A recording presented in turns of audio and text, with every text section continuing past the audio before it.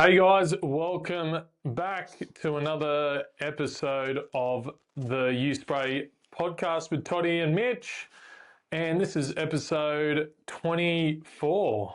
We're almost through a quarter century of podcasts. That's crazy. I hope everyone out there has been enjoying it and getting something out of it. We've had a few people reach out to us, with some questions that they want answered in some of the podcasts. So yeah, feel free to reach out. Let us know if there's anything that you want to hear about. You can tell us if anything you don't want to hear about as well, and then we'll consider what you've asked us. But we'll do our best to answer that for you. But yeah, bro. Yeah, we're almost there. Next one's going to be the 25th podcast. How wild. That's your best cricket score. Yes, 100%. Yeah, it seems wild to think that we've come that far. We're still going. Yeah, just keep getting better and better. Yeah. But man, what about you guys have had a good run of weather up north? Seen some sunshine finally. Crazy, man. The forecast has rain for weeks and then we get the best sun ever. I'll tell you what, if this doesn't work out, I hope it does, but if it never works out, I feel confident that I could at least get a job as the weatherman. Because, you can say whatever you want to say and you can be right or wrong and you still keep your job. So it's probably the only job that there's zero accountability, I reckon. So, but down south, man, we've had some rain of late down in parts of New South Wales. Yeah, it seems relentless at the moment. Look, we needed rain, but now it's getting a bit old. Blokes are coming in blowing up. A lot of the golf courses only have 10 holes open because it's too wet. So, that turns into grumpy painters, guys that are trying to get out of the house and have a break from the family. Now they can't even get on the golf course. Because it's closed, or they don't get to stop at hole 9 and go straight to the 18th. The wife knows that there's only half the holes open, so what time you have to be home. So hopefully that gets sorted out for all you golfers out there. I know you're struggling with that, but not only with the rain, but the winter months is always tough for painters in general. Obviously, drying times with how cold it is, the dew of a morning, and then setting early in the afternoon. It's challenging for painters this time of year. Definitely. Okay, Toddy's got nothing to say on the matter, but I'll keep talking about it. The thing for me with my experience, the way that I used to combat that is with internals. I would like to use the diesel heater, where we would just have it at the front of the house, point it in. Being diesel, we don't want the fumes and stuff inside, so we'd have that cranking at the front door after we've done a spray and just heat that house up, turn it into a little microwave, and just get those coats tacking off. And then that would allow us to patch things.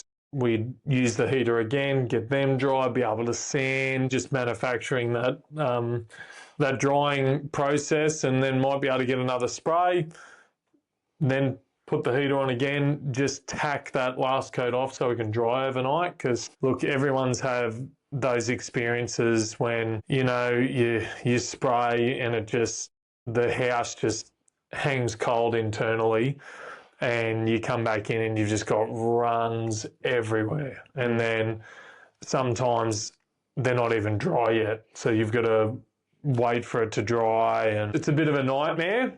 But yeah, the heat thing inside is what I like to do. Also, going a little bit lighter on your coats in winter really helps. And even on the exterior, like when you're doing cladding and stuff like that, the window for spray for me was 10 to 2.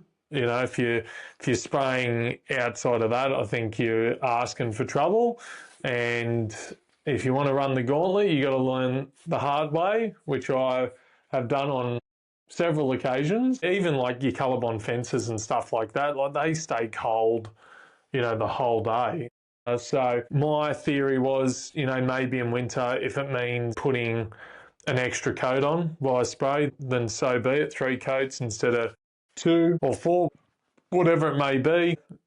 For all you guys out there that say brushing and rolling's faster, I bet you spraying 3 to 4 coats is still quicker than most things brushing and rolling. But we won't get into that. But what did you? I wanted to ask you a question because I was thinking about weather as a pain point because we deal with a fair few roofers, and I can only imagine that would be stressful if you're fully reliant on spraying roofs because the weather's permitting, externals as well. So I was thinking about from your perspective as a builder or as a business owner, did you find was there a time because I speak to a lot of painters and they'll oh man I'm booked out for 6 months and it's like I guess that's great but it's like I think about what you're talking about when it comes to the weather and you think like how can you be prepared for that 6 months away? Yeah. And it's like in a way I feel like that might not be best practice because now you're going to be set up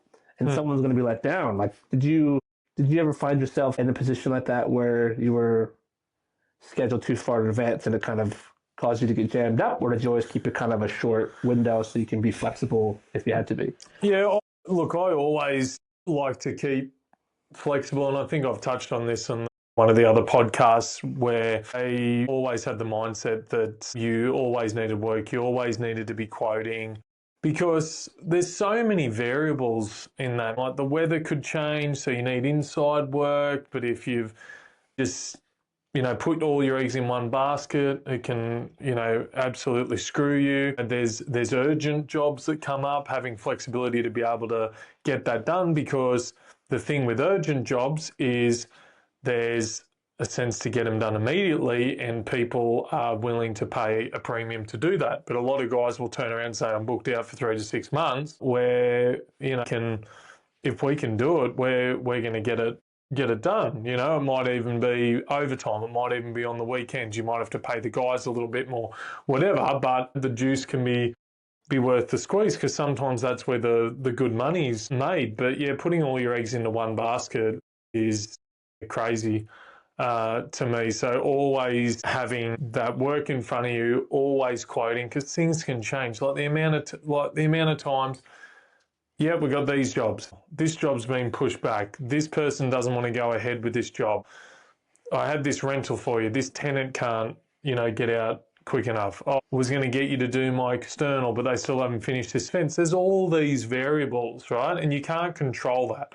What you can control is the amount of work that you're pricing and the amount of work that you have in front of you. And you have to experience, those things happening to you to appreciate it more. But yeah, definitely that's how I looked at it. Hey, it doesn't work for everyone, but it's worked for me. So it's something to consider. And I mean, those winter months as well, you might have a heap of externals, but you can't get the diesel heater heating up the outside as such. You could probably get a wall heated up, but you might only be able to put one coat on in a day and you need other stuff to do. You might need another external. So there's a lot more managing and variables when it comes to winter. And the roofers find it hard because you've got to pressure wash the roof, right? Then you got to let it dry out.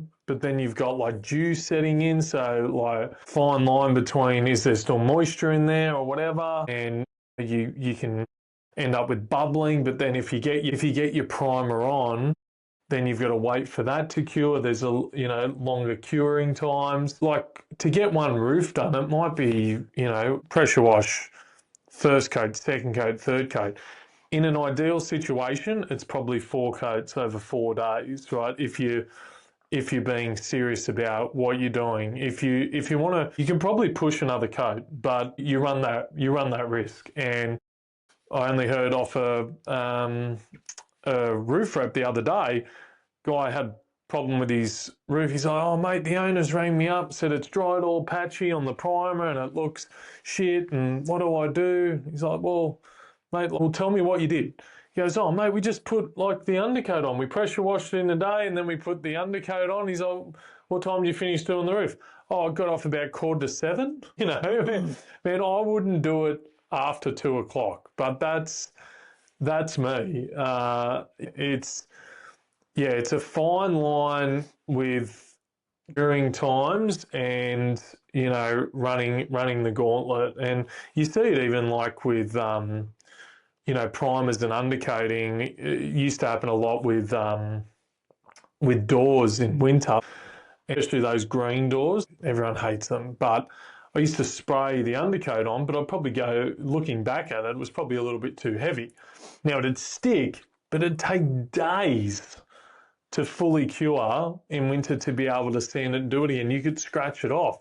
But then obviously I started implementing mist coats and lighter coats, dried, stick, and then we'd probably ended up doing 4 coats during winter time, as I said before, because it's not actually adding on a lot of time. I would rather eat an extra coat while I've got the spray gun out, which is minimal time for like a set of doors, than to have to come back and sand them and redo them by hand and everything like that. It's not worth it. And that's from my experience. And yeah, that's how I see it. But I think you've always got to keep work in front of you, be smart how you're doing things. Look, you know, there's things that you can get risky with. Those kind of things I wouldn't, because it's going to bite you in the ass eventually. Like, consistency always wins. Yeah, I've always found that interesting because you know, I met that many business owners that you would say are quite successful, and the common denominator is they're always only scheduled maybe a month at most. Yeah. And it's like they're to me that even sounds kind of long. Like I think they're like 2 or 3 weeks. Yep. So just like they're always, you know, coding, and they're doing really, really well. So it's like they didn't have any concern of not having work, you know, because their product obviously spoke for itself. But I've always thought that was interesting, because you get these guys that are young and guns and they're super keen, and they're like, bro, I'm booked out till Christmas. What? So it's like, but then they end up like kind of like what you did, that you've spoken about before, is like you take on all these big projects, get all excited about it because you're, you know, big cheese. Oh yeah. Realize, you're just young and dumb, and everyone goes through that when you're younger. You know, the ego drives you. And like, we were good. My business partner, we were good at what we did. Like, everyone wanted to use us, and we wanted to work for everyone. More work, bigger. Get the big office. Get more guys on. Get subbies in that, you know, need work, and like get it on. And it's like, funny I said that. We used to get it, and it was just wrong. We're just blinded by bigger is better, bigger is more money, and it's not the case, because when you try to, like, organic growth is the way, in my opinion. Manufacturing it, bringing people into a culture that don't fit, and you just focus on the work. I need the workers. You just start doing poor work that needs to be fixed, and it starts pissing off your good guys. And then they want to either leave or they want more money to stay. But then you know what the problem is. But also having a big team, if you're on the tools 12 hours a day and you're making $5,000 for the business, if all the other sites with the other guys are losing money, then your $5,000 means nothing. And when I looked at it, like, the amount of money that I was making with, 16 guys and being on the tools 12 hours a day, and that was mainly doing work for builders, big commercials, multi-res, that kind of stuff. Once started over and built the team again with, apprentices, those apprentices becoming tradesmen, those tradesmen teaching the next load of apprentices. When I had that organic growth, I earned more money as a business owner with 8 guys being off the tools than I did being on the tools for 12 hours a day with 16 guys. Now, a lot of guys will go, that doesn't make sense, but to a lot of people it would, because I talk to painters that have decent crews and they sort of tell me the profits that they're making and what they're charging. And I'm just like the amount of risk, the amount of turnover, the amount of that you have to make that much money, there's better money to be made. And that's why I changed, a lot, where I only started working for builders that met strict criteria to me, that they were organised, they paid on time, and they gave us a good run. And we worked for those builders, and then I went the repaint route with, going really hard on social media, and then from there just really targeting repaints for mums and dads. And what I worked out is mums and dads are super appreciative of the job that you do for them. It's their hard-earned money going into fixing up their house. And a lot of repaints look like shit, and then you make it beautiful. And they're super appreciative. They tell 10 of their friends how good you are. Referral work gives you more content to post doing these jobs. And you work for a builder, you only work for them. They aren't going around telling anyone how good you are, because you work for them and only them, you know what I mean? Which they like to remind a lot of trades about, which I hate. That was the recipe that worked for me. You were doing work that people were appreciative of, happy to pay, paid on time, would pay a deposit, and would tell their friends how good you are. So you're getting the referrals, the constant work, good margins. But the biggest thing between the repaints and the new work was new work has so many variables, right? Even if you're spraying everything, you're still running a tight gauntlet, because you might go in one day, the tile is in, you can't spray a section. Next day, kitchen person's in, you can't do that, so it's something extra you got to tape up. Okay, we'll go outside. Can't go down this side of the house where the scaffold is because the plumbers are there. Okay, so you come back next week to do that side. Oh, we had to drop the scaffold because I had to get the concreting done. So you can't do it off the scaffold, you're doing off ladders. And all this I'm talking about is just eating into your margin. You might start a builder's job 20% profit margin you're allowed for. By the end of the job, when you look at the figures, you might have only made 5%. You know what I mean? Like some jobs you might do better than others, but when it comes to repaints, there's 2 variables. 1, you didn't price it properly, or 2, people aren't working hard enough. They're the 2 variables. You're not working over the top of anyone. There's no other trades to influence. They're the 2 variables. So if you control those 2 variables instead of having 50 variables that you don't even know exist yet, then that's how you consistently win. And that's how it worked for me. And if I was to start another paint business today, and if I was talking to young guys doing it, that's what I'd do. And I would focus on your social media, because it is your modern day resume. Everyone's on it. Everyone's looking at it. You get to showcase your work for free. It's not like Yellow Pages back in the day where you had to pay to have your name in there, and that's how people contacted you. So if you're serious about doing well in business, that's what you need to do. And then add spray into that and you'll win. Yep. So long spiel, but obviously, people can hear I'm pretty passionate about that, because, I learned the hard way, and I want to pass on my knowledge to others so they don't have to go through the mistakes that I made, because it wasn't enjoyable. It hurt, I still wear, battle scars, from them, but also it taught me a lot of lessons. So, you know, it's why I'm passionate about the spray gun club and our training and everything that we do, that it's about painters winning. You know what I mean? And that's what it's all about. If we can set them up for some success by giving them a great machine, good after sales support, the training, you know, quality gear, all these things, then they're on their way to winning. And I think in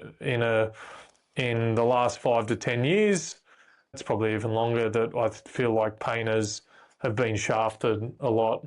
And let's go painters. I mean, what do you feel like when I say all those things from your point of view, being a rep and, you know, dealing with painters and stuff like that, and being in stores and Yeah, I think you know, one of the things we talk about all the time is you know, you hear these quotes of people saying the magic's in the work that people don't want to do, and I think a lot of that is guys just don't want to go coding all the time. They don't want to deal with. They don't want to. It's funny you say that. There's more risk in commercial work, because you talk to a lot of these guys. They say there's less risk in it because it's the work's always there, but it's like kinda. I mean, the short term maybe, but it's like, you know, but it's like I don't want to deal with homeowners. It's like, well, then fine. If that's the way you choose. But it's like from a spray perspective, same thing. I don't want to, you know, I'll let the boys do it. It's quite often you get guys that are like, you know, the guys aren't going to look after it anyways. It's like, what do you mean? Like, you just cost $6 grand. They're not going to look after it anyways, so who cares? And it's wild to me. There's a, you know, it's obvious guys that are passionate about it and you know, proud of the work. And there's another demographic of people that just don't care, you know. And there's people that are ultra successful. Not, I won't say don't care, but there's people that are ultra successful in the new work because they're very structured and very process driven, and they've, you know, there's an element of relationships there and finding the right relationships. And there's people on this side that are very good because they've developed their showcase of end work that people can relate to, and they want that, you know. But the common denominator is these guys, you know, they've learned the hard way, and they've overcome some pretty crazy experiences that have kind of driven them to one way or the other. Sometimes it's okay to say no. I think, you know, from my point of view, there's one of the biggest learnings that I found leaving and coming to do this is our time's valuable, and we don't want everyone's business. That's a really very corporate thing, because we want to sell all the paint to everyone. We want to sell all the machines to everyone. It's like, no, we don't, because there are some people that are a pleasure to doing business with, and they understand our value and they understand our time, and we understand their value and we understand their time. We want to make sure it's a mutual experience. And that same thing, you can see it when a builder and his painter have a really good relationship like that. It's like, I'm not here, you know, I don't work for you. We're doing this together. And that's kind of a lost, you know, thing in society these days, where it's like, how can I get one over you, or how can I make more money at your expense? And it's like, you know, as soon as people realize that if we do this together, we'll both come up on top. Yeah, it's crazy, because you look at successful business owners. I can name 100 really good business owners that I just highly respect, and I have all the time in the world for it. But it's like, you know, painters come in all the time and say, can I get it at a good price? Like, can you beat their price on this? And it's like, what do you want? Like, you're coming here telling me you'll support us, but at the same time you're going behind the back of those that are supporting you. And it's like, I don't want to deal with those guys. Oh man, but it's so interesting. It's so easy when someone comes in and wants your help. Once you get them out of a jam, you drop everything, you help them, you give them your time. Then you go to charge them, and they're like, "Oh, what? You're going to charge me for that?" And it's like, okay, bro. So you're on site, right? And someone just says to you, "Hey, man, could you just paint my bathroom, if that's all right? Just run that in."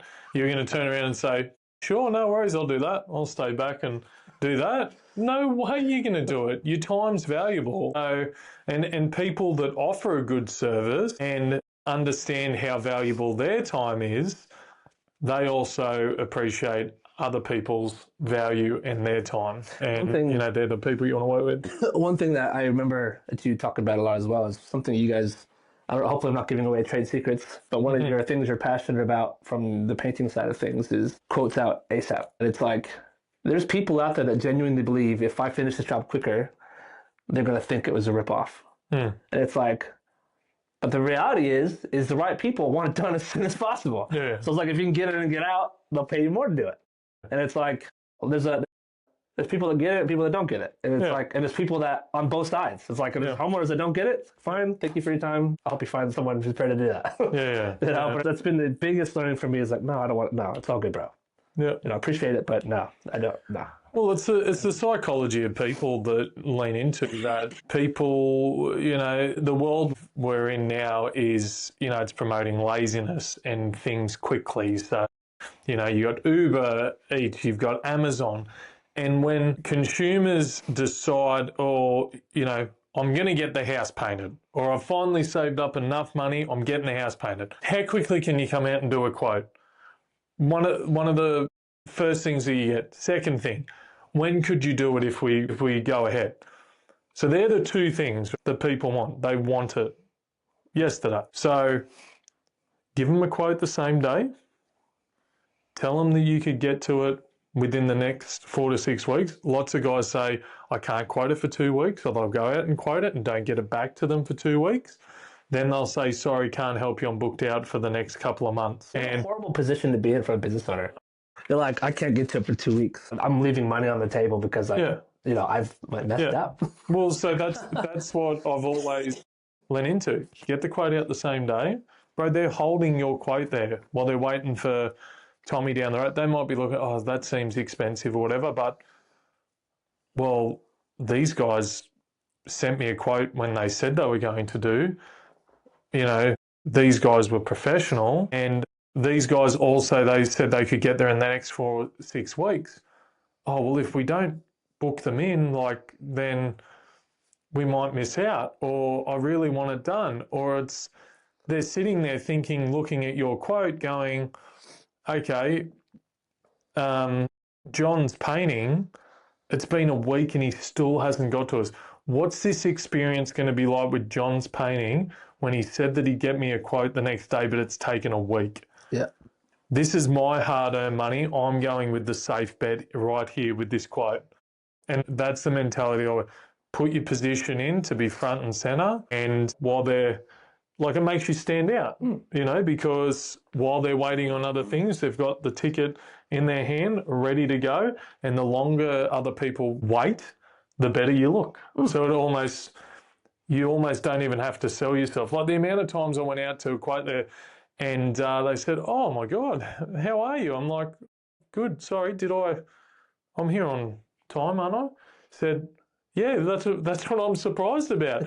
I've already been let down by 2 guys that said they were coming, didn't even let me know they weren't coming, didn't even turn up. And then I had another guy come and quote it, and he just said, oh yeah, no, I'm not interested. Sometimes I think far out, it was fishing with dynamite. You know what I mean?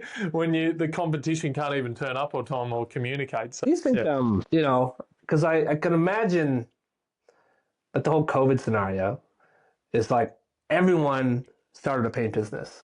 But it's so hard to find painters that your applicators would just jump from one business to the next business for more money, for this, for that, for this. And at the time, you could do that because you needed painters, and anything's better than nothing almost.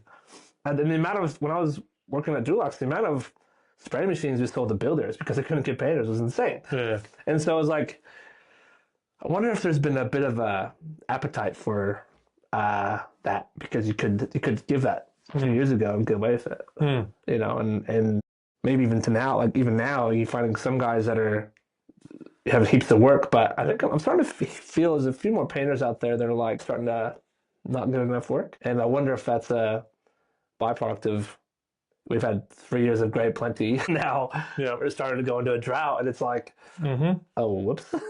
Feast and famine. Hey, I overpriced everyone because I could, and now they don't want me anymore. Yep. And my work's not that good. Yeah, well, that wraps up another episode of the U Spray podcast. Hope you guys, got something out of that. Until next time, keep spraying.